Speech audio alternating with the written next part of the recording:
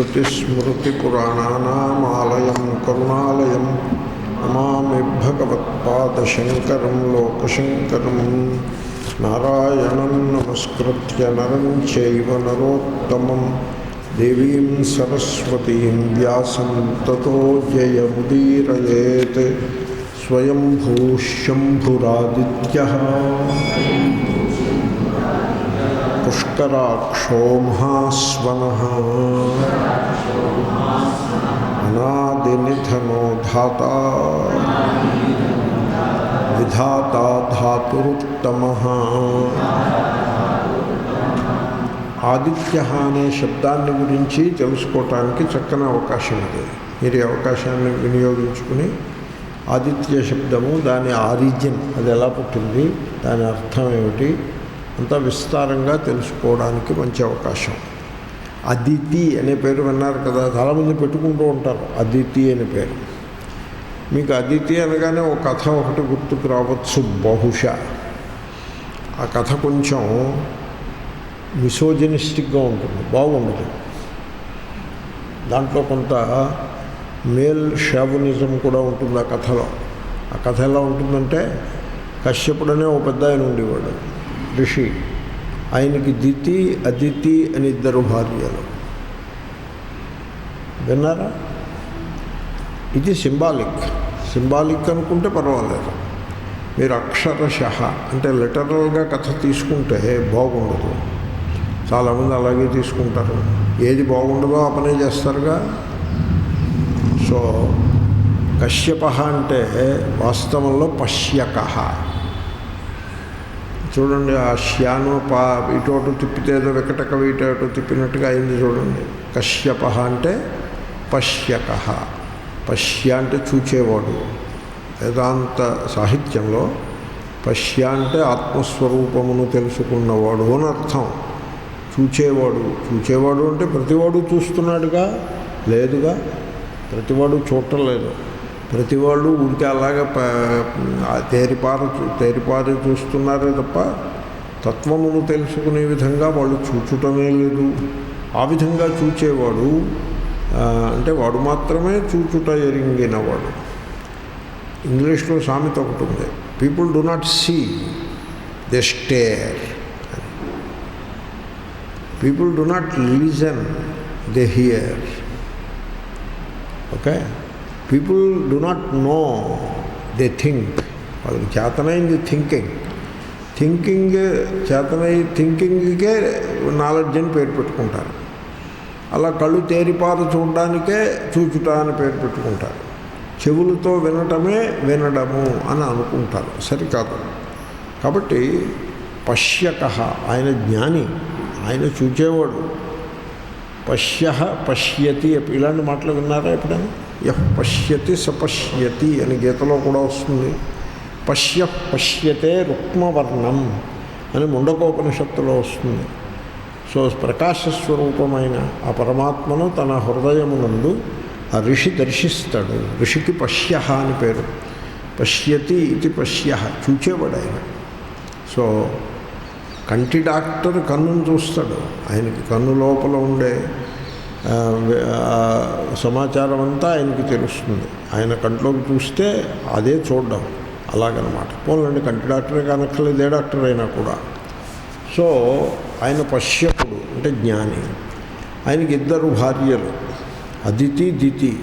అదితి అంటే అద్వైతం, దితి అంటే ద్వైతం. ఏమండి, అద్వైతం నుంచి వచ్చేది దేవతలు అంటే దైవీ సంపద. భగవద్గీతలో వచ్చింది చూడండి, దైవీ సంపద. అది అద్వైతం నుంచి వచ్చింది. అదితి నుంచి వచ్చిందంటే అద్వైతం నుంచి వచ్చింది. అద్వైతం వైపు మిమ్మల్ని తీసుకెళ్తుంది. అద్వైతము అన్నది సత్యం. అది అద్వైతము అంటే అదొక స్కూల్ ఆఫ్ థాట్ అని అనుకోకూడదు మీరు. అద్వైత స్కూల్ ఆఫ్ థాట్ వర్సెస్ ద్వైత స్కూల్ ఆఫ్ థాట్ అని ఆలోచన తప్పు. అలా అయితే మీరేం చేయాలి? ఏ స్కూల్ ఆఫ్ థాట్ను ఫాలో అవ్వాలి? నార్మల్గా ఏది ఫాలో కాకూడదు. నార్మల్గా మనం ఏ స్కూల్ ఆఫ్ థాట్ని ఫాలో కావు. మనం డబ్బు సంపాదించడం, భోగాలను అనుభవించడం అనే స్కూల్ ఆఫ్ థాట్ని మాత్రమే ఫాలో అవుతాం. వీళ్ళు వాళ్ళు ఏవో కొట్లాడుకుంటూ ఉంటారు, మనకేమీ సంబంధం లేదు, అలా అయిపోతుంది. ఒకవేళ మీరు ఏదైనా ఒక స్కూల్ ఆఫ్ థాట్ని ఫాలో అయితే you are the enemy of the other school of thought. Enemy కాకపోవచ్చు, అడ్వర్సరీ, విరోధి, అలా తయారవుతుంది. So it is, we are not talking of school of thought, that thinking attitude, human attitude. ఆ యాటిట్యూడ్లో వన్నెస్ ఉందా, division ఉందా, అది అద్వైతము ద్వైతము ఉంటాయి. ఏకత్వం వైపు ఆలోచిస్తున్నాడా, ముక్కలుగా ఆలోచిస్తున్నాడా, మనందరం ఒక్కటే అంటున్నాడా, మీరు వేరు మేము వేరు అంటున్నాడా, అది it is not a school of thought. ఇప్పుడు చెప్పండి, ఏది మంచి ఏది చెడు ఇప్పుడు చెప్పగలుగుతారు. అద్వైతము స్కూల్ ఆఫ్ థాట్ మంచిదా, ద్వైతం స్కూల్ ఆఫ్ థాట్ మంచిదా అంటే చెప్పడం కష్టం. ఎందుకంటే మీకు ఇది తెలియదు, అది తెలియదు, అదేదో పండితులు చెప్పాల్సిన మాట. ఒకవేళ తెలిసినా చెప్తే బాగుండదు. ఈ పండితులకి సంతోషం కలిగినా ఆ పండితులకు కోపం వస్తుంది. కానీ నేను అలా అడగట్లేదు. మనందరం ఒక్కటే అంటే కరెక్టా, బాగుందా, లేదా మీరు వేరు మేము వేరు, కులము మతము వర్గము వర్ణము ఇవన్నీ పెడితే బాగుంటుందా, ఏది బాగుంటుంది? Now the question is very clear. దీంట్లో ఇటా అటా అనేటువంటి శంకకు తావు లేదు. ద్వైతము అసత్యము, అది మనం దూరం పెట్టాలి, మనం ఏకత్వాన్ని అనుసంధానం చేయాలి అని స్పష్టంగా చెప్పవచ్చు. ఆ విధంగా చూడాల్సి ఉంటుంది మీరు అద్వైతము ద్వైతము అనేది. అంతేగాని ఈ స్వామి అద్వైతం, ఆ స్వామి ద్వైతం. ఇప్పుడు ఏం చేయాలి, ఏమీ చేయక్కర్లేదు, వాళ్ళ దారిని వాళ్ళు వెళ్తారు, మన దారిని మనం వెళ్తాం. You follow the point. Therefore ఆయనకు అదితి దితి ఇద్దరు భార్యలు గలరు అంటే అర్థం ఏంటి? జ్ఞాని ముందు రెండు భావజాలములు ఉంటాయి. అదితి భావజాలము ఉంటుంది, దితి భావజాలము ఉంటుంది. అదితి అంటే దైవీ సంపద ఉంటుంది, ఆ క్వాలిటీస్. ఆసురీ సంపద, ఆపోజిట్ క్వాలిటీస్ ఉంటాయి. ఈ రెండు కూడా ప్రతివాడికి ఎదురుకుండా ఉంటాయి. దాంట్లో మనం ఏది ఫాలో అవుతాము, అదే ఆ కథ. కశ్యపుడు ఇద్దరు భార్యల కథ ఇప్పుడు మీకు it is in the perspective, దాన్ని చూడవలసిన పద్ధతి అది. ఆ కథలో దితి మిస్బిహేవ్ చేస్తుంది, కశ్యపుడు మిస్బిహేవ్ చేయడు, దితి మిస్బిహేవ్ చేస్తుంది. ఎప్పుడూ కూడా ఈ పురాణాలలో, మిడీవల్ పీరియడ్లో వచ్చిన పురాణాలలో స్త్రీయే మిస్బిహేవ్ చేస్తుంది, పురుషుడు మిస్బిహేవ్ చేస్తుంది. ఆ పురాణముల యొక్క వాతావరణం అలా ఉంటుంది. పెట్రియార్కల్ సొసైటీలోంచి పుడతాయి కాబట్టి అలాగే ఉంటుంది. కనుక దితి మిస్బిహేవ్ చేస్తుంది. Therefore that story is not a happy story. ఆ స్టోరీ పక్కన పెడితే అదితి దితి. అదితి అంటే అద్వైతము, అంటే రెండవది లేనిది. అంటే ఈ జగత్తునంతను ఎందరు నడిపిస్తున్నారు? అష్టదిక్పాలకులు. అలాగా కొన్ని వందల మంది దేవతలు నడిపిస్తున్నారా, లేక ఇన్ని రూపములుగా ఉన్న ఒకే ఒక మహాశక్తి నడిపిస్తోందా అని ప్రశ్న. అప్పుడు ఒకే ఒక మహాశక్తి నడిపిస్తోంది, అది అదితి. ఓకే. దితి అంటే ద్వైతము తప్పు, తీసి పక్కన పెట్టండి. ఓకే. ఇప్పుడు మీకు పురాణ లిటరేచర్లోకి వెళ్తే విష్ణువు యొక్క శక్తికి శివుని యొక్క శక్తి, రెండు శక్తులు ఉంటాయి. ఆ రెండింటికి పోటీ ఉంటుంది. తెలుసా మీకు ఈ కథలు? మీరు వినే ఉంటారు. ఈ పోటీలో ఎవరు నెగ్గుతారు? విష్ణు శక్తి నెగ్గుతుందా, శివశక్తి నెగ్గుతుందా? అది వైష్ణవిజం అయితే విష్ణువు యొక్క శక్తి నెగ్గుతుంది, శైవిజం అయితే శివుడి శక్తి నెగ్గుతుంది. మీరు ఈ కథ విన్నారా ఎప్పుడైనా? విష్ణు జ్వరము శివజ్వరము విన్నారా ఎప్పుడైనా?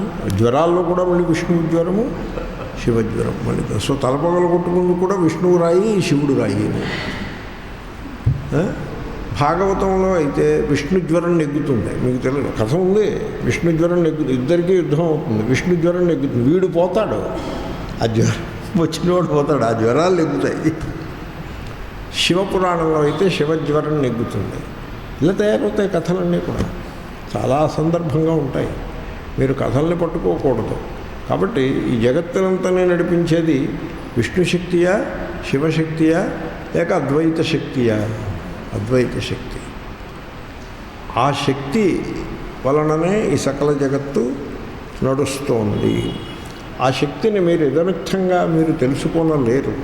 అది ఇంద్రియ గోచరము కాదు.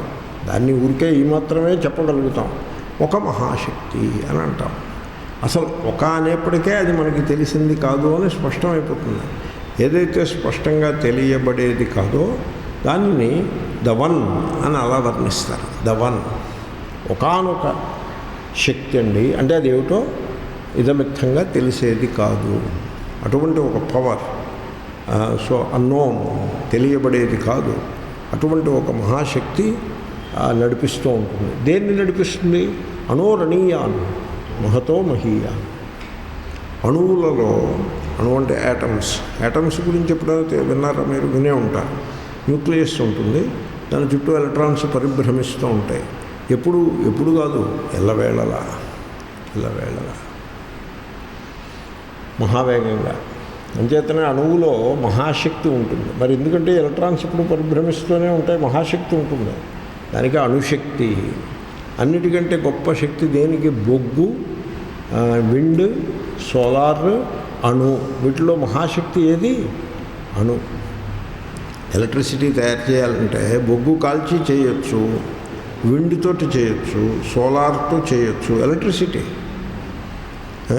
లేకపోతే అణు రియాక్టర్తో చేయొచ్చు. వీటిలోకి అన్నిట్లోకి మోస్ట్ పవర్ఫుల్ అండ్ ఎఫిషియెంట్ అణు రియాక్టర్. అణువులో అంతటి శక్తి ఉన్నది. అణువు అక్కడ ఇంధనము అంటే ఫ్యూయల్ రాడ్ అంటారు, అంటే ఒక మెటాలిక్ రాడ్ రూపంగా ఉంటుంది. ఇక్కడ న్యూక్లియర్ ఫ్యూయల్ కాంప్లెక్స్లో తయారు చేస్తారు ఈ రాడ్స్ అని. అంటే అమెరికా నుంచో అక్కడి నుంచో యురేనియం తెప్పించుకుని దాటిని కావాల్సిన సైజులకి కట్ చేయటం అది చేస్తారు. ఎన్ఎఫ్సి ఉందా? మూసేసారా? ఉంది. సో అక్కడ ఫ్యూయల్ తయారు చేస్తారు, న్యూక్లియర్ ఫ్యూయల్. ఆ ఫ్యూయల్ అంటే ఎలా ఉంటుంది అనుకుంటున్నారు? బొగ్గు లేకపోతే కట్టెలాగా ఉంటుంది అనుకుంటున్నారా? ఫ్యూయల్ అన్నారు కదా అని. It's a metallic rod, uranium rod. Uranium ఇది మెటల్ రాడ్, అదే ఫ్యూయల్. ఆ రాడ్ని హెవీ వాటర్లో కూర్చోబెడతారు. దాని నుంచి ఏదో న్యూక్లియర్ ఫిషన్ సో చేస్తారు. ఎలక్ట్రిసిటీ వస్తుంది, మహాశక్తి వస్తుంది. కాబట్టి ఈ మహాశక్తి ప్రపంచమంతటా ఉన్నది. ఎందుకని ప్రతి అణువునందు గలదు. అనోరణీయాన్ మహతో మహీయాన్. భూమి సూర్యుడి చుట్టూ తిరుగుతోంది, వేగంగా తిరుగుతోంది. ఇప్పుడు ఒక మనిషి, ఒక పిల్లాడి చుట్టూ, స్తంభం చుట్టూ తిరుగుతున్నాడంటే బోడంత ఎనర్జీ ఉంటుంది ఆ పిల్లవాడిని. వాడు ఆ ఎనర్జీతోటి తిరుగుతూ ఉంటాడు. మీరు నేను తిరిగితే ఒళ్ళు నొప్పులు చేసి డాక్టర్ దగ్గరికి పోవాల్సి ఉంటుంది. ఎందుకంటే చిన్న వయస్సులో ఆ ఎనర్జీ ఉంటుంది. అలా స్తంభం చుట్టూ తిరగడానికే ఎంతో ఎనర్జీ ఉంటుంది. అలాంటిది ఇంతటి భూమి మహావేగంతో సూర్యుడి చుట్టూ తిరుగుతూ ఉంటుంది, తన చుట్టూ తిరుగుతూ ఉంటుంది కూడా. పైగా సూర్యుడు మండిపోతూ ఉంటాడు, మనకి తెలుస్తూ ఉంటుందిగా ఎంత వేడిగా ఉందో చూడండి. వేడి మొత్తం అంతా. ఇప్పుడు మీరు గిన్నెలో నీళ్లు పోసి బాయిల్ చేయాలంటే ఎంతో ఫ్యూయల్, ఇంధనమును ఖర్చు చేయాల్సి ఉంటుంది. అలా ఏమీ అక్కర్లేకుండా మొత్తం దేశం అంతా కూడా మండిపోతుంది. ఢిల్లీ అవన్నీ కూడా ఎలా పడితే అలా ఉన్నాయి. చాలా హాట్గా ఉంది దేశమంతా కూడా. ఇంకా నాట్ ఓన్లీ ఎక్కడ పడితే అక్కడ, మొత్తం భూభాగంలో సగభాగం మంటలు మండుతూ ఉంది. అంటే ఎంత శక్తి ఉందో చూడండి. వేడి, ఈ వేడి సూర్యుని దగ్గర ఉన్న వేడిలో 1000వ వంతు కూడా కాదు. అంతటి శక్తి ఆ సూర్యమండలమునందు గలదు. కాబట్టి ఆ శక్తి ఈ శక్తి ఒక్కటే శక్తి. అది ఈ ద్వైత బుద్ధి అది చాలా చెడ్డది. అది అన్నింటినీ డివైడ్ చేసి పెడుతుంది. పవర్ హౌస్లో ఉండే ఎలక్ట్రిసిటీ, ఈ బల్బులో ఉండే ఎలక్ట్రిసిటీ ఒక్కటి కాదు, వేరు అని మీరు ఆర్గ్యూ చేయొచ్చు.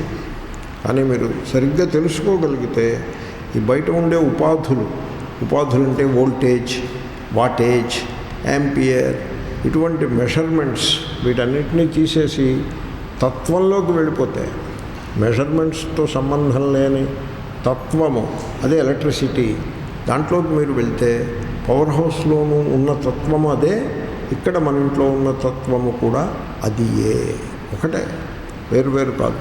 కాబట్టి ఆ ఏకత్వాన్ని దర్శించేటువంటి ప్రయత్నం చేయాలి. పని కట్టుకుని ఏకత్వమును దర్శించాలి. అది మొత్తం జగత్తంతా మీరు ఆ ఏకత్వాన్ని దర్శించాలి. దీనికి ఉపాసన అని పేరు. సో ఉపాసన దాని అర్థం నేను చెప్పాను. దాని ప్రయోజనము, ఉపాసన అర్థం అంటే ఏదో ఒక వియర్డ్ అని ఇంగ్లీష్లో అంటారు, విడ్డూరం అని తెలుగులో అనొచ్చు.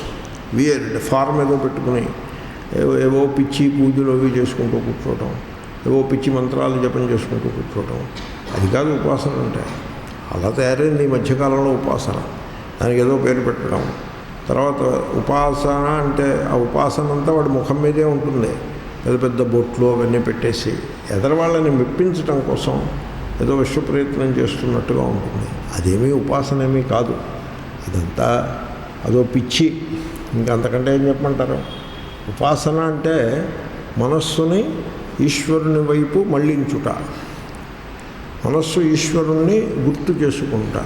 మీ మనస్సు ఈశ్వరుని గుర్తు చేసుకుంటుందా, సంసారాన్ని గుర్తు చేసుకుంటుందా? మీరు చూసుకోవాలి. ఇప్పుడు వేడిగా ఉందనుకోండి, వేసవి, అబ్బా సూర్యభగవానుడు ఎంత గొప్పగా ప్రజ్వలిస్తూ ఉన్నాడు. ఈ వేసవి, ఈ వేడికి సకల ప్రాణికోటి కూడా చాలా ఉక్కను తాపమును అనుభవిస్తూ ఉన్నది. కొద్ది రోజుల తర్వాత మంచి వర్షాలు కూడా పడతాయి అని ఈ విధంగా ఆ దైవీ శక్తిని మనం భావనకు తెచ్చుకోవచ్చును. It is possible. లేదా అదే వేడిని తాపమును తలపోసి, అయ్యో ఈ వేడి ఎక్కువగా ఉంది, బయటికి వెళ్ళడానికి లేదు, ఈ ఏప్రిల్ మే అంటే నాన్సెన్స్ ఇలాగే ఉంటుంది అని తిట్టుకోవచ్చు. అలా తిట్టుకుంటే సంసారం అవుతాడు. దైవీ శక్తిని భావన చేసినట్లయితే వేడి యొక్క తాపము తగ్గిందా వెళ్ళేదా ఆ విషయం అల్లట్టు పెట్టి మీలో కొంత సహనశక్తి ఎలాగైనా పెరుగుతుంది.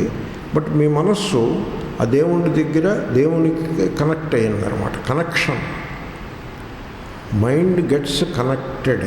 దట్ కనెక్టెడ్నెస్, దాన్ని ఉపాసన అంటారు. కాబట్టి మీరు ఈ మహాశక్తి యొక్క రూపములు, సూర్యుడు ఒక రూపము, ప్రతి నక్షత్రము కూడా మహాశక్తి యొక్క రూపమే.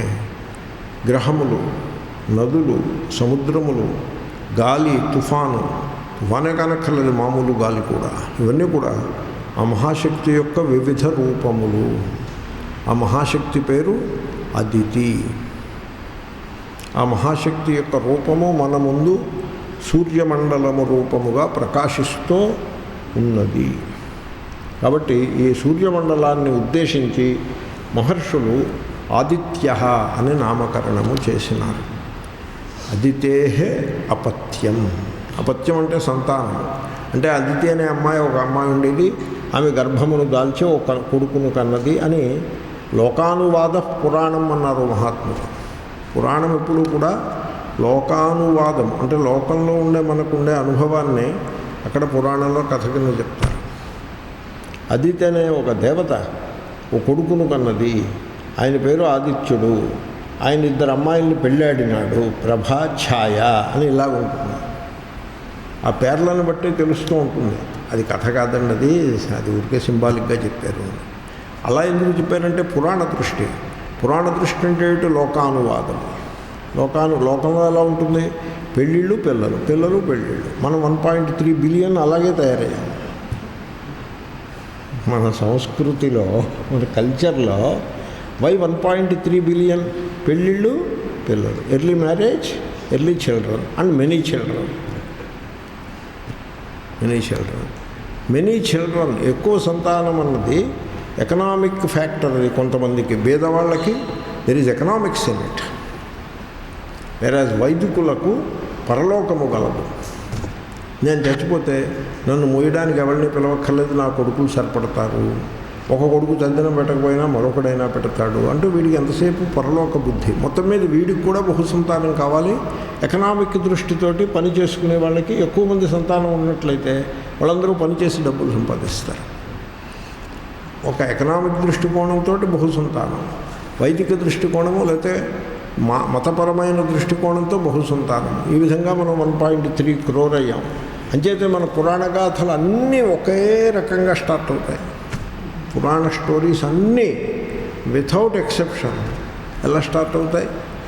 ఫలానా గ్రామమునందు సోమశర్మ అనే సద్బ్రాహ్మణుడు ఉండెను, ఆయనకు కళావతి అనే పతివ్రత భార్యగా ఉండెను, కానీ వాళ్ళకి సంతానము లేకుండెను.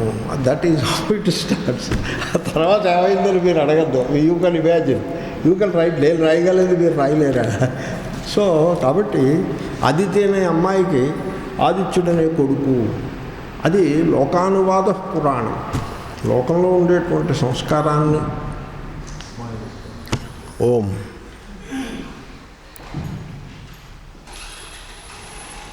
కరెంటు పోతే ధ్యాన సమయం అది.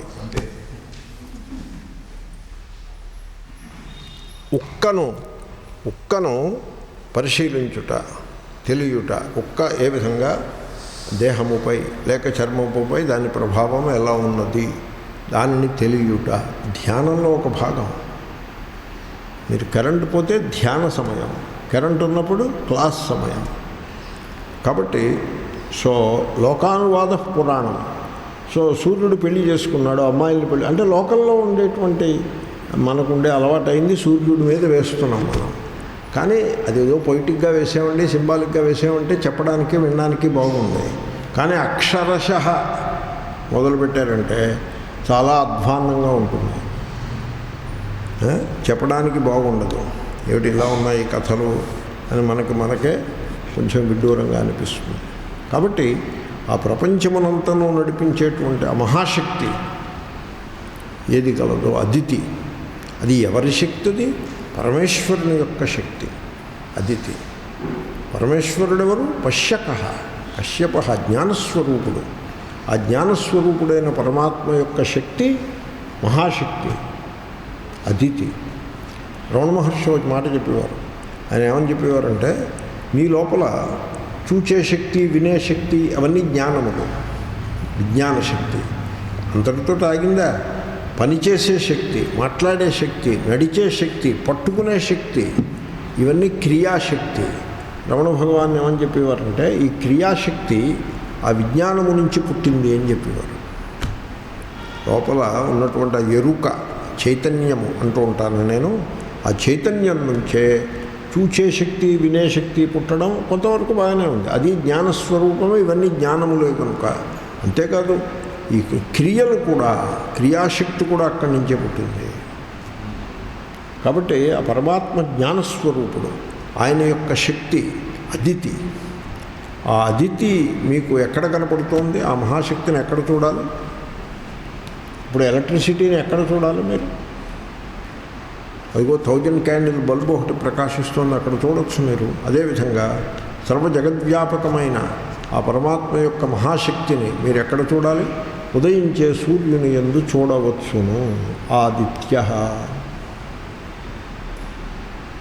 వైదిక మంత్రములను మీరు అధ్యయనం చేసినట్లయితే మీకు విషయం స్పష్టమవుతుంది.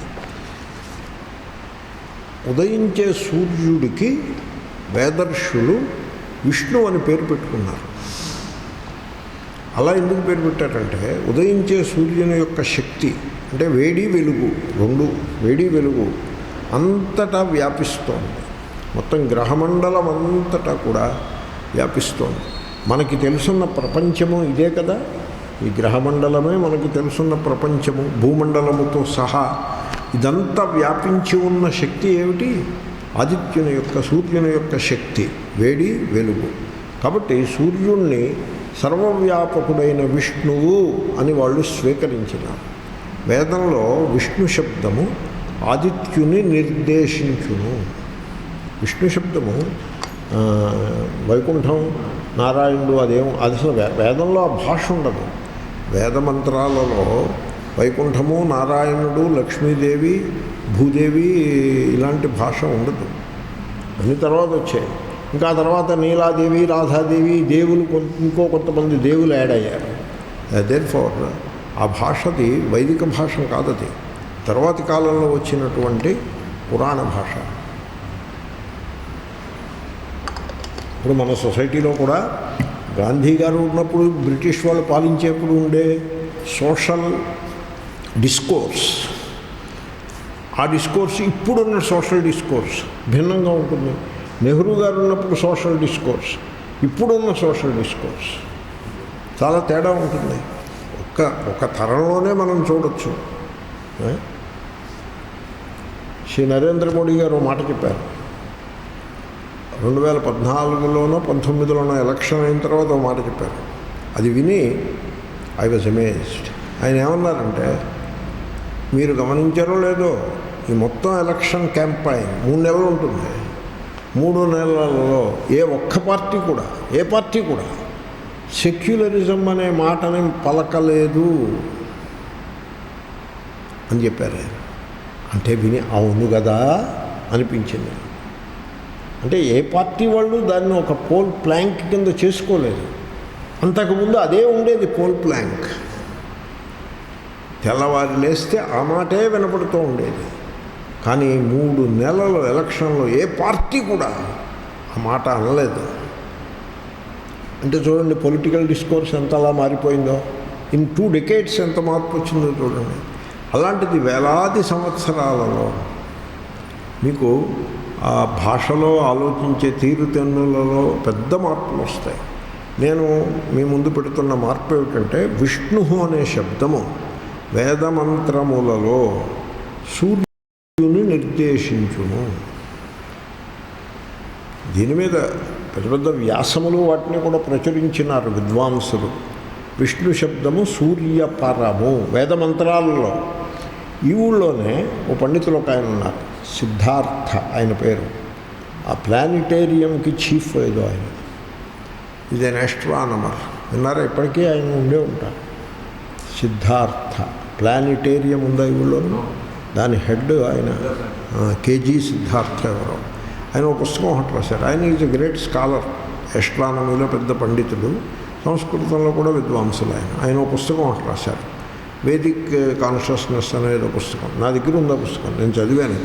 దాంట్లో ఆయన ప్రతిపాదన చేస్తారు, వేదిక్ లిటరేచర్లో విష్ణు మీన్స్ ద సన్, వేరే పురాణ లిటరేచర్లో విష్ణు ఈ సమదర్ విష్ణు. ఇప్పుడు మరి విష్ణు సహస్రనామాలని మీరు వేదిక లిటరేచర్లో పెడతారా, పురాణ లిటరేచర్లో పెడతారా? వేదికలో పెట్టాలి. ఇది పురాణాల కంటే ముందుది. కాబట్టి ఆదిత్య అంటే ఎదుర్కొన్నా ఉన్న సూర్యుడు. ఆదిత్య శబ్దం ఎలా వచ్చిందో చెప్పాను మీకు. పరమేశ్వరుని యొక్క సర్వజగద్వ్యాపకమైనటువంటి మహాశక్తి, అనంత శక్తి ఈ సూర్యమండలంలో మనకి అద్భుతంగా ప్రకాశిస్తూ అనుభవానికి వస్తుంది. ఊరికే మాటలు చెప్పుకోవడం కాదు. You can feel it. The power of the god in the form of the sun. You can feel it in your skin. You can feel it with your eyes. You can see it. You can experience it.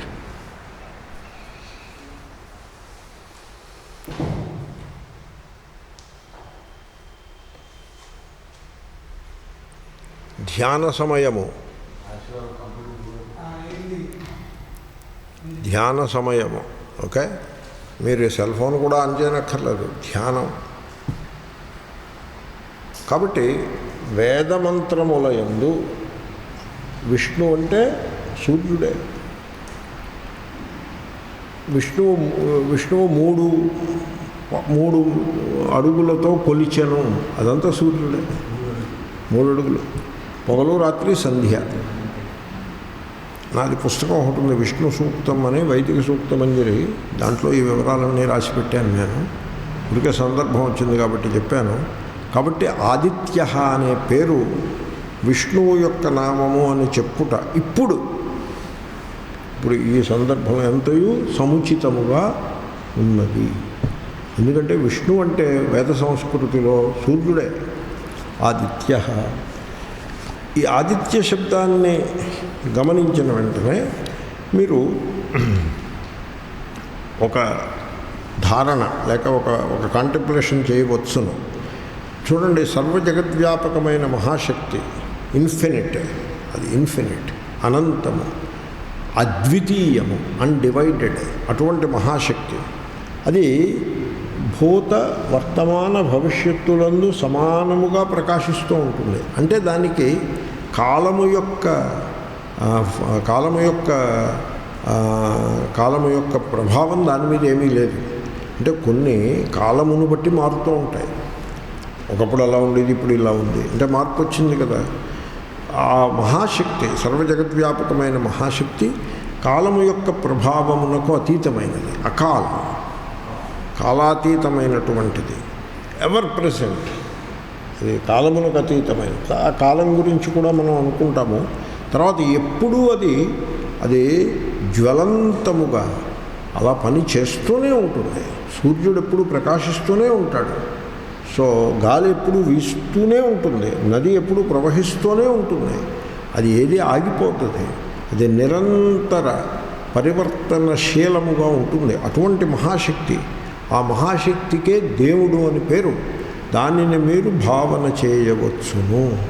అది ఆ సూర్య భగవాను చూసి మీరు ఆ పరమాత్మను ఆ మండలము ద్వారా మీరు భావన చేయవచ్చును.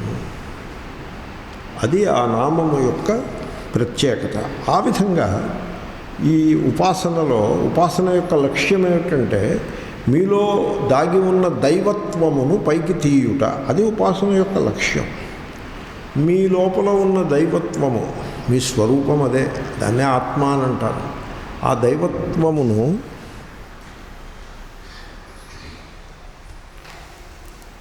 మీలో ఉన్న ఆ దైవత్వమును ఆవిష్కరించుకోకుండా ఏమీ ఉపయోగం ఉండదు.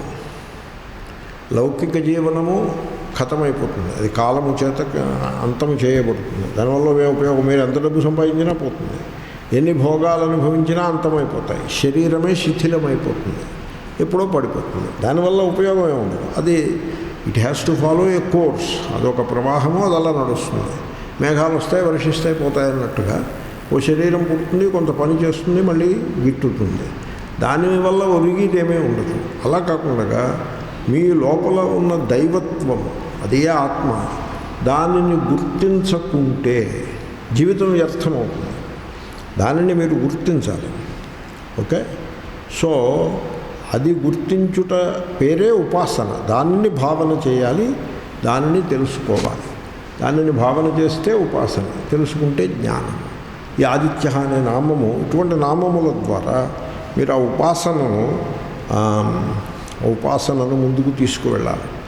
సో ఎప్పుడైతే మీరు ఆ సర్వ జగద్వ్యాపకమైన పరమాత్మ తత్వమును, మీ లోపల కూడా ప్రకాశిస్తున్న ఆ పరమాత్మ తత్వమును మీరు తెలియకుండా ఉండిపోతారో, దానిని భావన కూడా చేయకుండా, దాని గురించి సంకల్పించకుండా, దానిపై అనుసంధానం చేయకుండా, రిఫ్లెక్ట్ చేయకుండా ఉండిపోతారో, దానికి దూరంగా ఉండిపోతారో, అంతవరకు జీవితమునందు దుఃఖములు భయములు తప్పవు. అవి అలా నడుస్తూనే ఉంటాయి. అంచేత కాబట్టి ఈ ఆదిత్య అనే నామము, ఇటువంటి నామముల ద్వారా ఆ పరమాత్మను మనం ఉపాసించటం అలవాటు చేసుకోవాలి. అందుకోసం నేను ఆ నామాన్ని అంత విస్తారంగా చెప్పినాను. తర్వాత పుష్కరాక్ష, ఇప్పుడు కూడా కన్ను ప్రసక్తి వస్తోంది. పద్మనేత్ర అని అర్థం. పుష్కర అంటే పద్మం, అక్ష అంటే కన్ను. కళ్ళు గురించి ఎప్పుడైనా సరే మీ దృష్టి సరిగ్గా ఉండాలి. ఇప్పుడు శివుడికి 3 కళ్ళు అన్నారనుకోండి, ఈ పెయింట్ బొమ్మలు వేసేవాళ్ళు ఉంటారు కదా, ఈ బొమ్మలన్నింటినీ ఫోటోలు అక్కడ సెయింట్ యాన్స్ రోడ్డు పక్కన ఫుట్పాత్ మీద పెట్టి అమ్ముతూ ఉంటారు. ఫోటో ఫ్రేమ్ పెట్టి దాంట్లో అన్ని రకాల బొమ్మలు ఉంటాయి. ఆయన శివుడు బొమ్మలు అమ్ముతాడా, ఆయనకి శివుడు అయినా ఒకటే, విష్ణు అయినా ఒకటే. క్రీస్తు బొమ్మలు కూడా అమ్ముతాడు. మీరు కొంటారంటే ఇంకో రకం దెయ్యం బొమ్మలు కూడా అమ్ముకుంటే అమ్ముతాడు. కొనివాళ్ళు ఉంటే అన్ని రకాలు మీరు చూసారు. అక్కడ ఫుట్పాత్ అంతా పటాలు పెట్టుకుని అమ్ముతాడు. ఏ పటాలు పెడతారంటే ఏది కొంటే అది పెడతాడు. కాబట్టి అలాగ బొమ్మలు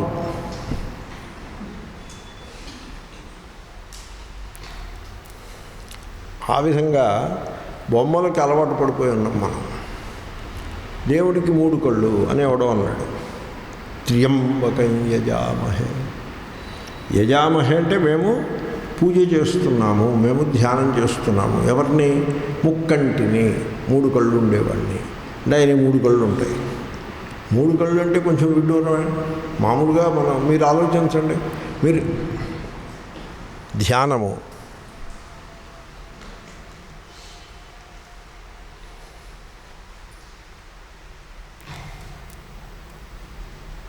అన్నమాట. Be aware. కరెంట్ పోయింది, బీ అవేర్. ఒక్కపోత వస్తుంది, బీ అవేర్. ఎప్పుడు రెసిస్ట్ చేయకూడదు, సైకలాజికల్గా రెసిస్ట్ చేయకూడదు. జస్ట్ అలా తెలుసుకుంటూ ఉండటమే. కరెంట్ వచ్చింది, మళ్ళీ బీ అవేర్.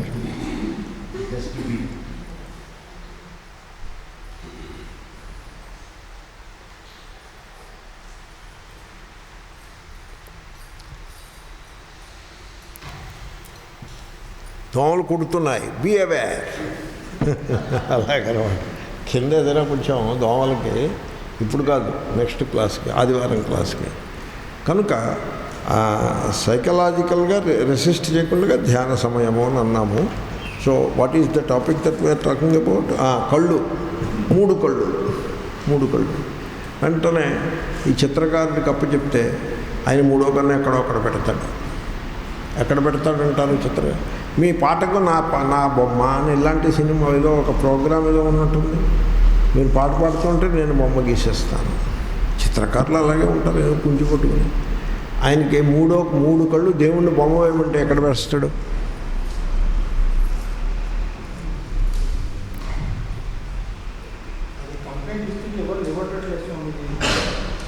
పర్వాలేదు.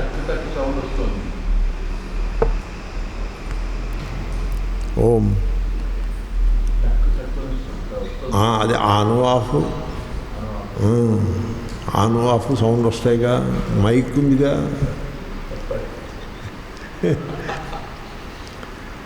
మూడు కళ్ళు వేయమని, మూడు కన్నులు వేయాలి దేవుడికి. మూడు కన్నులు దేవుడికి మామూలుగా 2 చేతులు 2 కాళ్ళు అవి పెట్టి ముఖం అది పెట్టి దేవుడిని తయారు చేసాము, బొమ్మ వేసేసాము. దేవుడు బొమ్మ వేయడం అయిపోయింది. 3 కన్నులు పెట్టాలి. ఎక్కడ పెడతాడు? మోకాల్లో పెడతాడా, నడ్డు మీద పెడతాడా? ఎక్కడ పెడతాడు? మోకాల్లోనూ నడ్డు మీద వేయడు, ఎక్కడో హెడ్లోనే వేస్తాడు. 3వ కన్ను హెడ్లోనే వేయాలి. హెడ్లో ఎక్కడ గడ్డం కింద వేస్తే బాగుంటుందా? బాగుండదు. మరి ఎక్కడ వేయాలి? ఇక్కడ వేస్తే ఐడియల్గా ఉంటుంది ఉన్నంతలో. అయితే ఇక్కడ కూడా వేయచ్చు, ఇక్కడ వేసినా కూడా దొరకదు, ఇక్కడ వేసినా కూడా వేయచ్చు. అలాగా అంటే దీని అర్థం ఏమిటి? ఆ 3వ కన్ను అంటే కూడా ఈ ఫిజికల్ ఐస్ 2 ఉన్నాయి కూడా, భౌతికమైన 2 కళ్ళు, అది కూడా అలాంటిదే. ఈ ధోరణి, ఇది ఆ విగ్రహ ధోరణి, ప్రతిదాన్ని నామరూప ధోరణి, ప్రతిదాన్ని ఒక ఫిజికల్ ఫారంలో ప్రవేశపెట్టడం. ఫిజికల్ ఫామ్స్ మన ముందే డిజాల్వ్ అయిపోతూ ఉంటాయి, అవి కరిగిపోతూ ఉంటాయి. రాముడు ఫిజికల్ ఫారం ఏమైంది? కృష్ణుడిది ఏమైంది? క్రీస్తు మహాశయుడిది ఏమైంది? మహాత్మా గాంధీ గారి ఫారం ఏమైంది? సో మహావీరుడు ఫారం, బుద్ధుడు ఫారం ఏమైంది? ఇవన్నీ కూడా కరిగిపోయాయి కదా, ఫార్మ్స్ ఏం మిగిలి లేవు కదా. దాన్ని బట్టి మీకు ఏమర్థం అవుతుంది? Forms are not permanent, they dissolve, అవి పాడైపోతాయి అని తెలియట్లేదు. నేను ఒకసారి మ్యూజియంకి వెళ్ళాను. కాళ్ళల్లో ఓపిక ఉండాలి మ్యూజియం చూడాలంటే, కాళ్ళు నొప్పులు పుడతాయి. సో నడిచి మొత్తం మీద మ్యూజియంలో కొంతసేపు టైం గడిపాను. అక్కడ ఒక రోమన్ ఎంపైర్కి సంబంధించిన ఒక శిలా విగ్రహము కలదు. మన సారాధ్యంలో కూడా ఉంటాయి ఇటువంటివి. ఆ శిలా విగ్రహము చెక్కిన ఆయన అందమైన ఒక రోమన్ యువతి యొక్క శిల్పమును చెక్కినాడు. చాలా బాగా చెక్కాడు, పాలరాతి శిల్పము. దాని కింద ఆయనే రాశాడు, ఆ శిల్పియే రాశాడు, physical forms are susceptible to destruction అంటూ ఏదో రాసి పెట్టాడు. ఆయనే రాశాడు, ఆ శిల్పియే. ఆ శిల్పంలో భాగమే అది, ఆ ప్లాక్ దాని మీద అలా రాసి ఉన్నది. అరే బాగా రాసాడే అనుకుని తీరా ఆ బొమ్మ చూస్తే దానికి ముక్కు లేదు, ముక్కు విరిగిపోయింది, చేయి విరిగిపోయింది. ఆయన రాసిన మాట అది అక్షరశః సత్యం అన్నట్టుగా ఆ ఫారం మన ముందు ఉంటుంది. సో ఫిజికల్ ఫార్మ్స్ అవి నశించిపోతాయి. మీరు ఫిజికల్ ఫార్మ్ పెట్టి ఇదే దేవుడు అంటే ఆ ఫార్మ్ నశించిపోతుంది. ఫిజికల్ ఫార్మ్ పెట్టి దీని లోపల ఆత్మరూపముగా దేవుడు ఉన్నాడు అని పెట్టారనుకోండి, అది సరిపడుతుంది. మరి దానికోసం ఒక నిర్జీవమైన ఫారం కానక్కర్లా, సజీవమైన ఫార్మ్స్ ఇవన్నీ ఉన్నాయిగా. ఈ ఫార్మ్స్ అన్నింటిలోనూ ఆత్మరూపంగా దేవుడు ఉన్నాడు. మరి ఉపనిషత్తులు చెప్పి దేవుడు అలాగే ఉంటాడు. కాబట్టి కన్ను అనగానే మీరు ఇంకో కన్ను పెట్టే ప్రయత్నం చేయకూడదు. ఇంకో కన్ను పెట్టడం, దాని కనురెప్పలు, కనుగురుడ్డు అలా పెట్టకూడదు. అది కాదు అసలు కన్ను అంటే, అది కాదు. ఇంకో కన్ను పెట్టడం, that is not the thing. అది అక్కడ ఉన్న స్పిరిట్ కాదు అది. మీరు ఇంకో కన్ను ఎప్పుడైతే పెట్టారో, మీరు అక్కడ ఆ కవి చెప్తున్న, ఆ మంత్రము చెప్తున్నటువంటి విషయము, తాత్పర్యం ఏది కలదో దానిని మీరు చెడగొట్టినారు. ఇంకో కన్ను పెట్టమని కాదు. కాళిదాస మహాకవి రఘువంశంలో అంటాడు, చక్షుష్మత్తాహి శాస్త్రేణ సూక్ష్మ కార్యార్థదర్శిన అని వాక్యం. పండితులు తరచుగా కోట్ చేస్తూ ఉంటారు కూడా. కన్ను ఉండుట అంటే సూక్ష్మమైన శాస్త్రీయమైన రహస్యములను తెలిసి ఉండుట అని అర్థము. ఇప్పుడు మనకి లేని కన్ను డాక్టర్కి ఉంటుంది. ఇప్పుడు మనకి 2 కళ్ళు ఉన్నాయి, మనం డాక్టర్ దగ్గరికి వెళ్తాం. ఎందుకని? ఆయనలో 3వ కన్ను ఉంటుంది. మనం కంటితో చూసి తెలుసుకోలేక 2 కళ్ళతో చూసి తెలుసుకోలేని సత్యమును ఆయన 3వ కన్నుతో చూసి తెలుసుకుంటాడు. ఏమిటా 3వ కన్ను? స్టెతస్కోప్ వెనక ఉండే విని తెలుసుకునేటువంటి జ్ఞానము, అది 3వ కన్ను. దాంతో డాక్టర్ చెప్తాడు వీడికి రోగము కలదు. నేను డాక్టర్ గారిని అడిగాను, ఏమంటే మీరు జ్వరం వచ్చిన వెంటనే ఏదో యాంటీబయాటిక్ రాసిస్తారు, అది ఎలాగా? అది ఏమి ఇన్ఫెక్షనో మీరు కల్చర్ అది చేయక్కర్లేదా అని అడిగాను. కల్చర్ చేయాలంటే 4 రోజులు పడుతుందాయా? అది వెంటనే అవ్వదు, మాకు మోటాగా తెలుస్తూ ఉంటుంది అని అన్నారు. అంటే ఎలా తెలుస్తుంది మీకు? మామూలుగా సొసైటీలో ఏమి ఇన్ఫెక్షన్ నడుస్తోంది మాకు అర్థమైపోతుంది, అనుభవం అనేది ఒకటి ఉన్నది కదా. కాబట్టి వాడి జ్వర లక్షణాలు చూసిన వెంటనే సరే కానీ ఇది లోకంలో ఉన్న ఒకనొక జ్వరము అని మాకు తెలిసిపోతుంది, ఆ జ్వరానికి సంబంధించినటువంటి యాంటీబయాటిక్ రాసి ఇచ్చేస్తాము. అలాగని కల్చర్ చేయించమంటే 3 రోజుల తర్వాత వస్తుంది రిజల్ట్. ఈ లోపల వీడు కృష్ణార్పణం అవుతాడు. కాబట్టి మాకు అర్థమవుతుంది ఓవరాల్గా ఏ ఇన్ఫెక్షన్ సమాజంలో ప్రచారంలో ఉన్నది మాకు తెలిసిపోతుంది. అది అందుకోసం మేము మెడిసిన్ రాసి ఇచ్చేస్తాము అని చెప్పారు. దట్ ఈజ్ కాల్డ్ 3వ కన్ను అంటారు దాన్నే. జ్ఞాననేత్రము, దానికి 3వ కన్ను అని పేరు. ఆ 3వ కన్ను ఎవరి దగ్గర? అది దైవనేత్రం. అది 2 కళ్ళతోటి మీరేం చూస్తారు? నామరూపములను మాత్రమే చూస్తారు.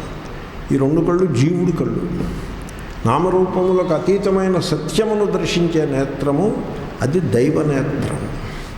అది ఎవరిలో ఉంటుంది? అందరిలో ఉంటుంది, ప్రతి వాళ్ళలో ఉంటుంది, మూసుకుపోయి ఉంటుంది.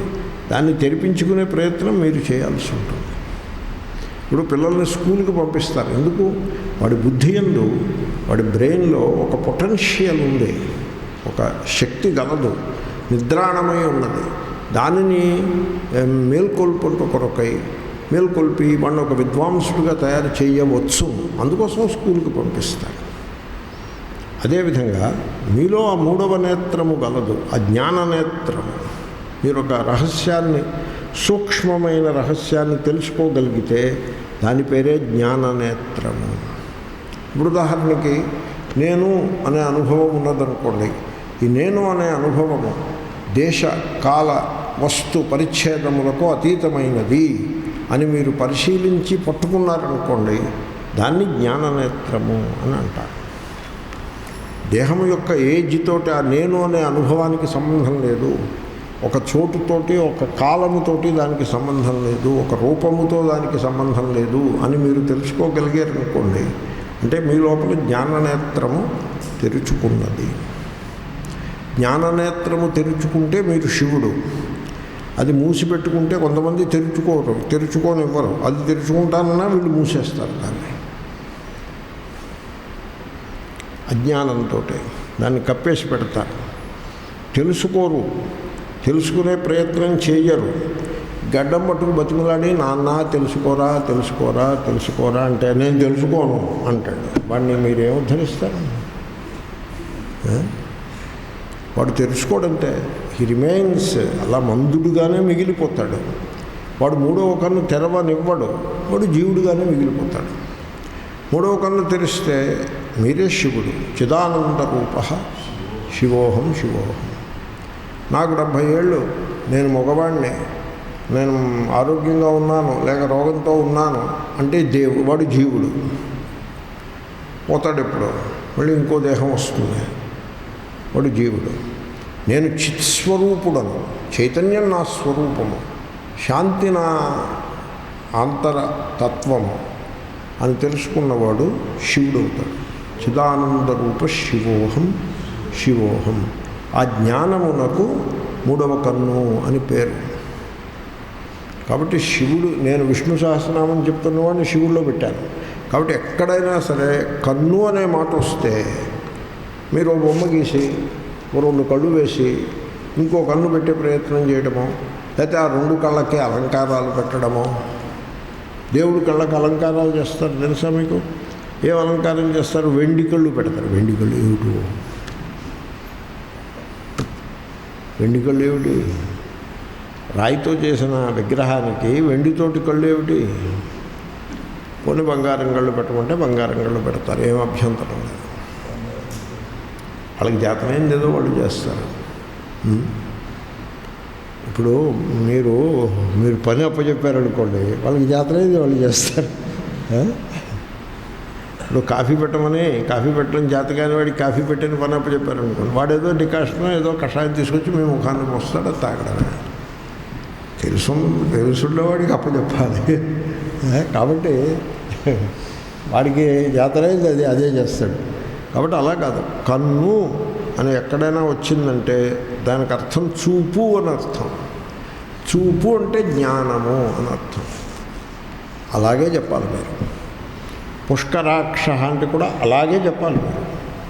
అంతే తప్ప నిడివి కన్నులవాడు, అందమైన కన్నులవాడు, పద్మపత్రముల వంటి కన్నులవాడు అని మీరు అనొచ్చు, తప్పేం కాదు. వాటన్నింటిలో కూడా ఫిజికల్ ఐస్ గురించి చెప్పట్లేదు మనం.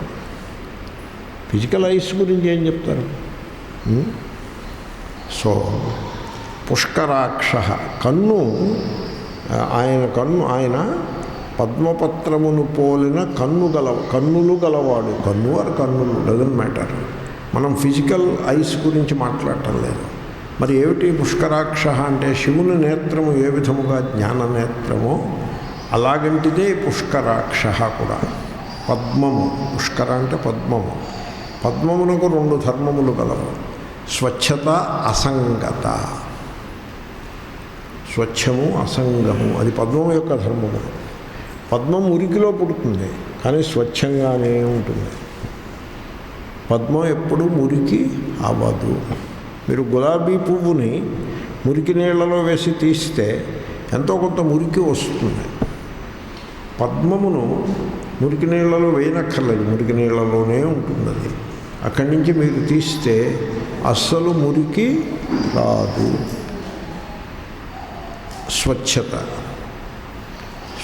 స్వచ్ఛంగా ఉంటుంది.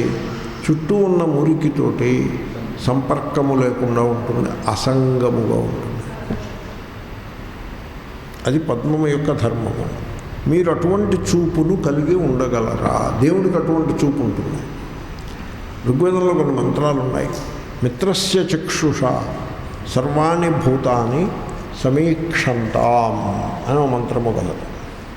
దాని మీద అది విధి. దానికి శిష్యుడు అంటాడు, మిత్రస్య చక్షుష సర్వాణి భూతాని సమీక్షే అని వీడు. నేను చూస్తున్నాను, నేను సకల ప్రాణులను కూడా సూర్యదేవుని యొక్క చూపుల కళ్ళతో చూస్తున్నాను. సూర్యదేవుడు ఎలా చూస్తాడు? అందరికీ సమానముగా వెలుగు వేడి ఇస్తాడు. అందరినీ సమానంగా చూస్తాడు.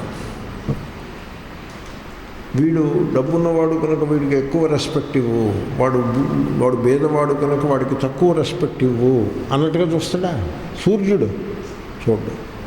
వీడు పుణ్యకర్మలు చేశాడు కాబట్టి వీడికి వెలుగు వేడి ఎక్కువ ఇద్దాము, వీడు తప్పు పనులు చేశాడు కాబట్టి వీడికి వెలుగు వేడి తక్కువ ఇద్దాము అన్నట్టుగా సూర్యుడు చూస్తాడా? సూర్యుడు. మీరు చూస్తారు, మనం అలా చూస్తాం, సూర్యుడు అలా చూడడం.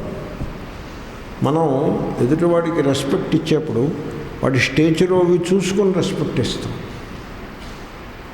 అంతే తప్ప వాడు మానవ మాతృడైనందుకు నేను వాడిని రెస్పెక్ట్ ఇస్తాను అని మనం అనుకోము. అంటే మన చూపులో దోషం వచ్చింది చూడండి. వీడు శత్రువు, వాడు మిత్రుడు అంటే చూపులో ద్వైతం వచ్చినది. వీడు మిత్రుడు, వాడు శత్రువు. వీడు తక్కువ కులము, వాడు ఎక్కువ కులము. అంటే మరి చూపులోనే ఉంటుంది అదే దోషం వచ్చినది. వీడు నావాడు, వీడు పరాయివాడు. చూపులో దోషం వచ్చింది. వీడు పుణ్యం చేసినవాడు, వాడు పాపం చేసినవాడు. చూపులో దోషం వచ్చింది. భగవద్గీత ఏం చెప్పింది చూపు గురించి? మీరు భగవద్గీత 18 అధ్యాయం చదివారు కదా. ఏం చెప్పింది? సాధుష్వపిచ పాపేషు సమదృష్టిర్ విశిష్యతే. వాడు సాధుపురుషుడైన పాపములను చేసేవాడే అయినప్పటికీ వారి ఎడల సమానమైన దృష్టి గలవాడే, వాడే విశిష్యతే, వాడే చాలా గొప్పవాడు. ఆ దృష్టి గొప్పది. కాబట్టి మీ దృష్టిలో సమత్వము ఒక క్వాలిటీ, ప్రేమ రెండవ క్వాలిటీ. అందరినీ ప్రేమతో చూడగలరా? ఎందుకంటే చూపులో ప్రేమ ప్రకటమవుతుంది, చూపులో ద్వేషం కూడా ప్రకటమవుతుంది. ఇప్పుడు సినిమాల్లో నటించే వాళ్ళు ఆ చూపుల్లోనే ప్రేమను ఒలకబోయాల్సి ఉంటుంది. మరి నటన అంటే అలాగే ఉంటుంది. అలాగే విలన్ని ఎలా చూస్తాడు? కరుకుగా చూస్తాడు, ద్వేషంతో చూస్తాడు. అది నటన. కాబట్టి మీ చూపులో ప్రేమ ఉండొచ్చు, ద్వేషము ఉండొచ్చు, క్రూరత్వము ఉండొచ్చు, లేకపోతే డిస్రెస్పెక్ట్, వీడెవడరా కోన్ కిస్కా హై, వీడిని ఎవడు లెక్క చేస్తాడు అనేటువంటి ఒక డిస్రెస్పెక్ట్, అమర్యాద భావన కూడా మీ చూపులో ఉండే అవకాశము గలదు. కాబట్టి మీ చూపులో ఇన్ని భేదములు, ఇంత దోషము ఉండే అవకాశము గలదు. సూర్యభగవానుని రూపముగా ప్రకాశిస్తున్న ఏ పరమాత్మ గలడో ఆ పరమాత్మ యొక్క చూపునందు ఈ భేదములేమీ ఉండవు. స్వచ్ఛమైన అంటే ద్వంద్వములు లేని అసంగమైన, వీడు నావాడు వీడు పరాయివాడు అనేటువంటి సంగము లేని సర్వసమావేశమైన సర్వసమమైన చూపు సూర్యునకు గలదు. సూర్యుడు అంటే విష్ణువేనండి. పురాణంలో ఏం చెప్తారంటే విష్ణు వైకుంఠంలో ఉంటాడు, సూర్యుడు ఆయన దగ్గరికి వెళ్ళి రిపోర్ట్ కార్డు రాసుకుని వస్తూ ఉంటాడు. అప్పుడప్పుడు వెళ్ళి నా పని నేను బాగానే చేస్తున్నాను రిపోర్ట్ ఇచ్చి వస్తూ ఉంటాడు అని చెప్తారు పురాణంలో. మంత్రాల్లో కూడా భేషాస్మాత్ భీషోదేతి సూర్య అని ఇలాంటి మాటలు ఉంటాయి. అక్కడ భేష అనే పదమునకు అర్థము సూర్యుడు ఎప్పుడు తన గతిని తప్పడు అని చెప్పడం ఉందే తాత్పర్యం. కానీ అక్కడ ఒక పెద్ద ఆయన కూర్చుని ఉంటే ఆయనకి భయపడుతూ ఉంటాడని అర్థం కాదు అని ఉపనిషత్ భాష్యాల్లోనూ అక్కడ రాస్తారు. కాబట్టి పరమాత్మ యొక్క చూపు, ఈశ్వరుని చూపులో భేదబుద్ధి ఉండదు. గీతలో శ్రీకృష్ణుడు అంటాడు, నమే ద్వేష్యోస్తి న ప్రియ, నాకు ద్వేషింపదగ్గవాడు ఇష్టమైనవాడు, అలాంటి తేడాలు ఉండవు. సుహృన్ మిత్రార్యుదాసీన మధ్యస్థ ద్వేష్య బంధుషు సాధుష్వపిచ పాపేషు. ఇందాక నేను అన్నాను, అందరినీ నేను సమానంగా చూస్తాను. సమదృష్టిర్విశిష్యతే, పండితా సమదర్శిన, ఇవన్నీ చూశారు కదా ఆ చూపు. కాబట్టి మీ చూపులో ఏమీ ఉన్నది సమత్వము, అసంగత్వము. ఇప్పుడు మీరు చూస్తారు ఒకటి, ఇది బాగుంది అని అంటారు, అంటే మీరు ద్వంద్వమును సృష్టించినారు. ఇది బాగుంది అంటే అర్థం ఇంకొకటి బాగులేదు అని అర్థం.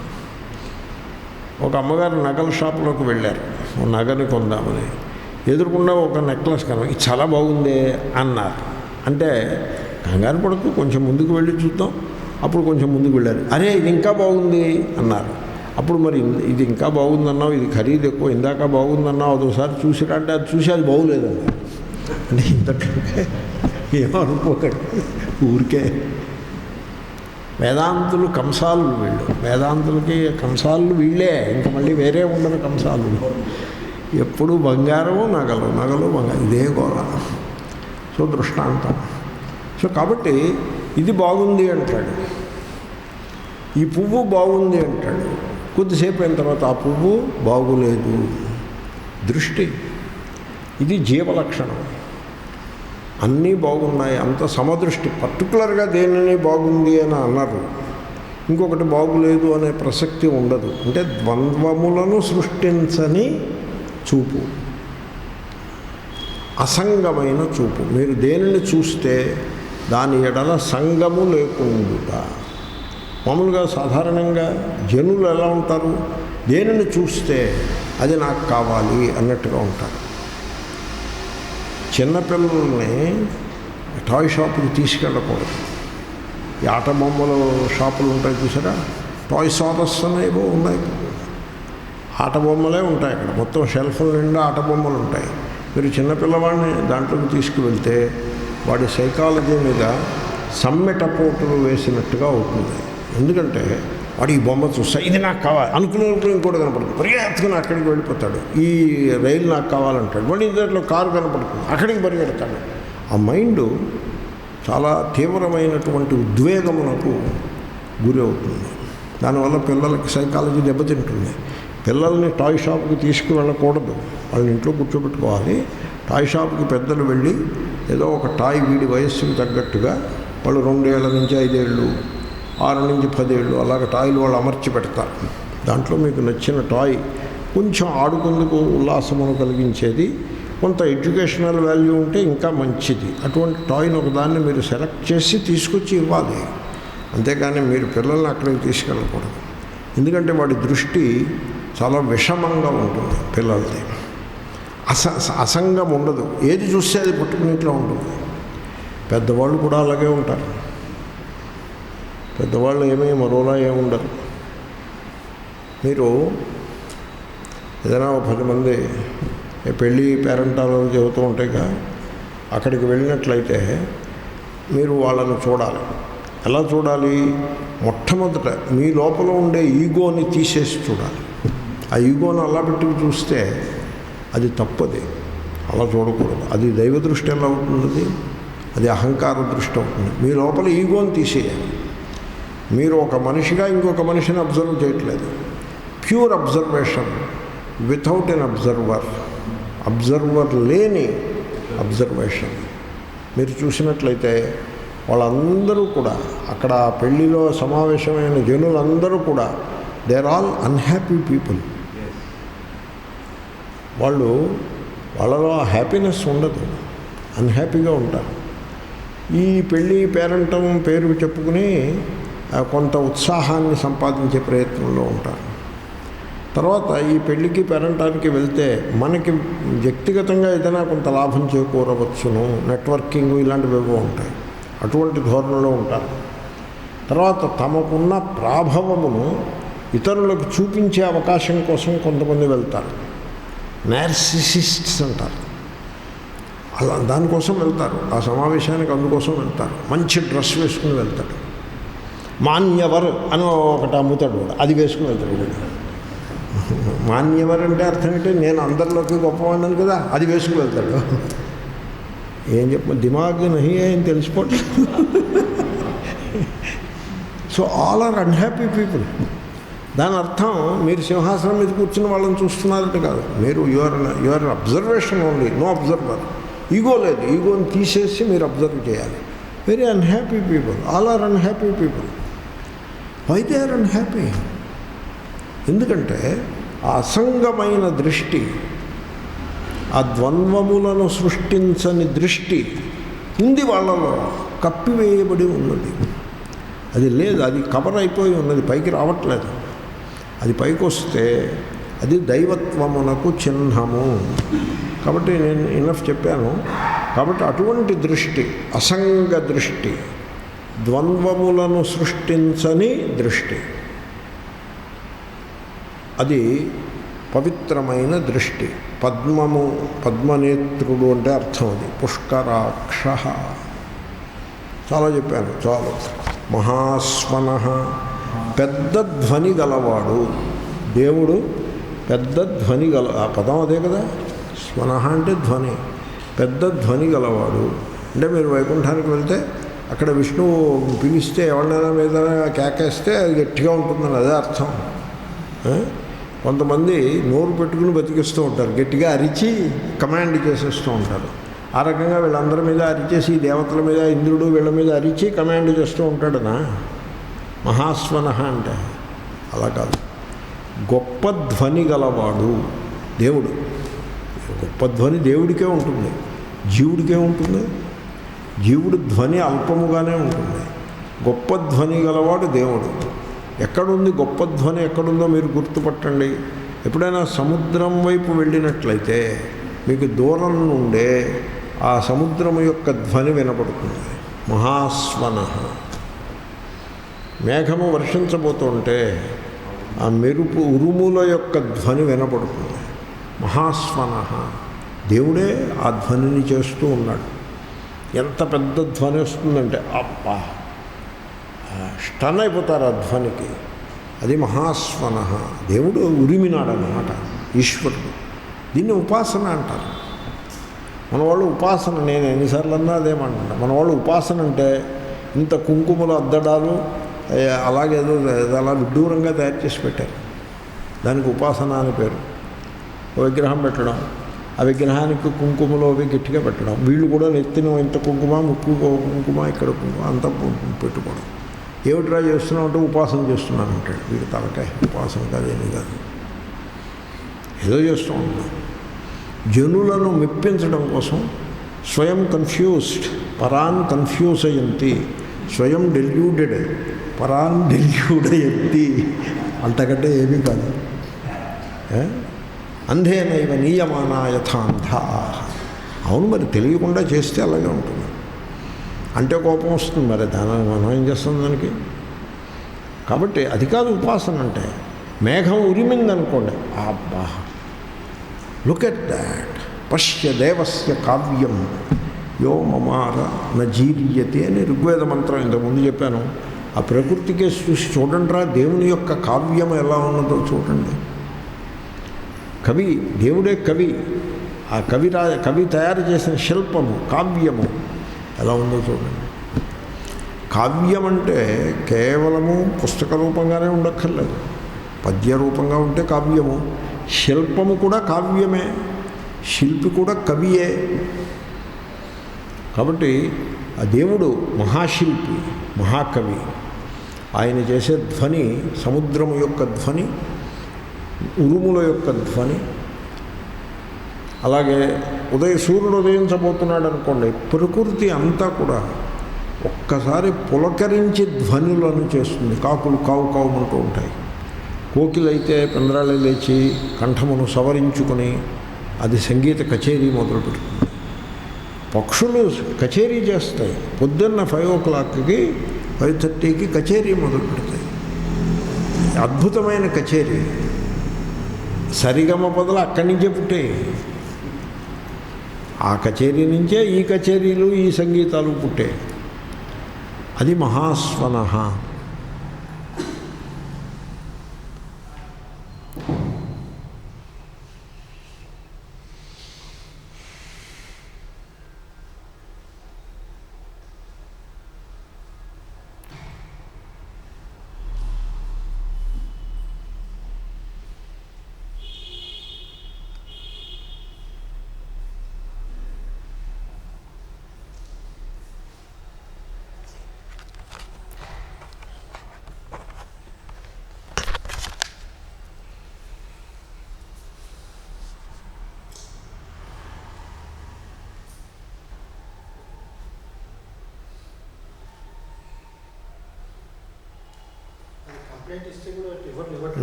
అవును అవును, ఏదో లూజ్ కనెక్షన్ ఉంటుంది. అయినా పర్వాలేదు, క్లాసు చాలా మటుకి పూర్తయింది.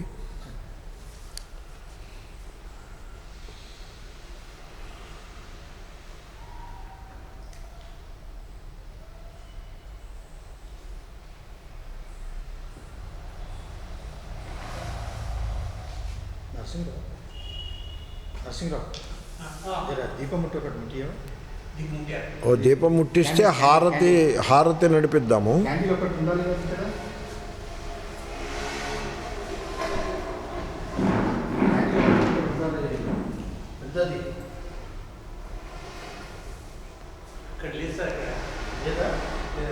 చిన్నయ్య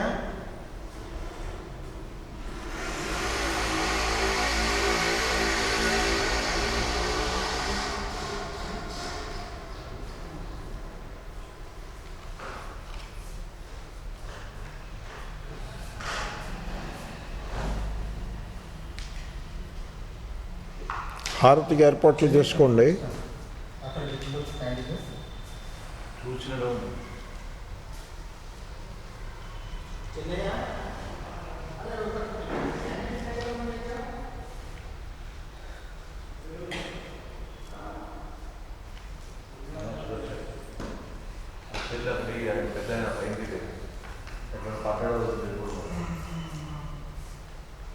సార్ మీరు ఒక జాగ్రత్త మీరు ఇటు వచ్చేయండి, ఇటు రండి, జాగ్రత్త అయినట్టు ఇటు వచ్చేయండి. మీరు ఇటు రండి, ఏదైనా తగ్గితే పడతారండి. నేను త్ర్యంబకం యజామహే మంత్రం చెప్తాను, మీరు అనుసరించుడు. ఓం త్ర్యంబకం యజామహే సుగంధిం పుష్టివర్ధనం ఉర్వారుకమివ బంధనాన్ మృత్యోర్ముక్షీయమామృతాత్.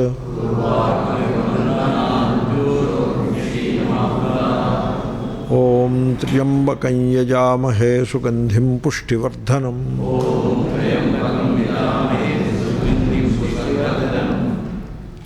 ఉర్వారుకమివ బంధనాన్ మృత్యోర్ముక్షీయమామృతాత్.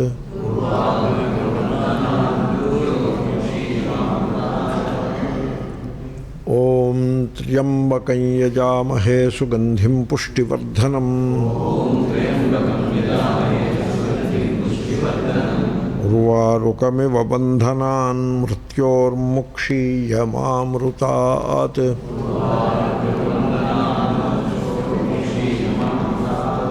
ఆ ప్రార్థన నోటికొస్తే చెప్పచ్చు, పుస్తకం లేకుండా చెప్పలేరా?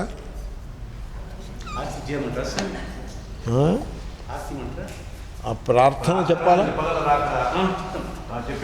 చెప్పండి. పుస్తకం అక్కర్లేకుండా చెప్పగలరా? సరే.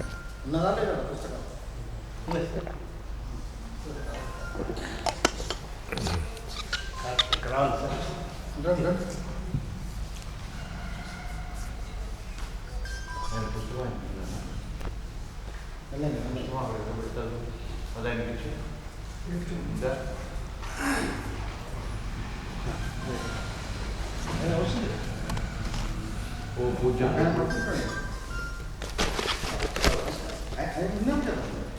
ఓ పూజ్య ప్రభు, ఓ పూజ్య ప్రభు, కరుణా సముద్ర, కరుణా సముద్ర, ప్రేమమయ, నీకు నమస్కృతులు, నీకు నమస్కృతులు, సాష్టాంగ ప్రణామం, సాష్టాంగ ప్రణామం. సచ్చిదానంద స్వరూపుడు, నీవు సచ్చిదానంద స్వరూపుడు, సర్వవ్యాపి, నీవు సర్వవ్యాపి, సర్వశక్తిమయుడు, సర్వశక్తిమయుడు, సర్వజ్ఞుడు, సర్వజ్ఞుడు, నీవు సకల ప్రాణులందును, నీవు సకల ప్రాణులను అంతర్యామి, వివేకం గల హృదయం, వివేకము గల హృదయము, సమదృష్టి, స్థిరచిత్తము, స్థిరచిత్తము, శ్రద్ధ, భక్తి, జ్ఞాన వైరాగ్యములను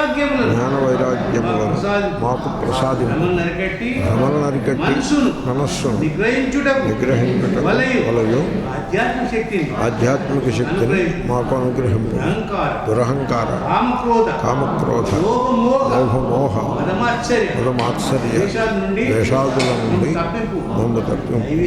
దైవీ సంపదతో మా హృదయములను నింపు. ఈ నామరూపములన్నింటి యందు నిన్నే దర్శింతుముగాక. ఈ నామరూపములన్నింటి ద్వారా నిన్నే సేవింతుముగాక. ఎల్లవేళలా నిన్ను విస్మరించకుందుముగాక. నీ మహిమలను ఎల్లప్పుడూ కొనియాడుదుముగాక. నీ నామము నిరంతరం మా జిహ్వాగ్రములందు నెలకొనియుండుగాక. మేము కలకాలము నీ యందే సుస్థిరముగా నెలకొనియుందుము. హరి ఓం తత్సత్. ఏమీ పర్వాలేదు, నాకు లైట్ అక్కర్లేదమ్మా, నేను ఐ విల్ టేక్ కేర్.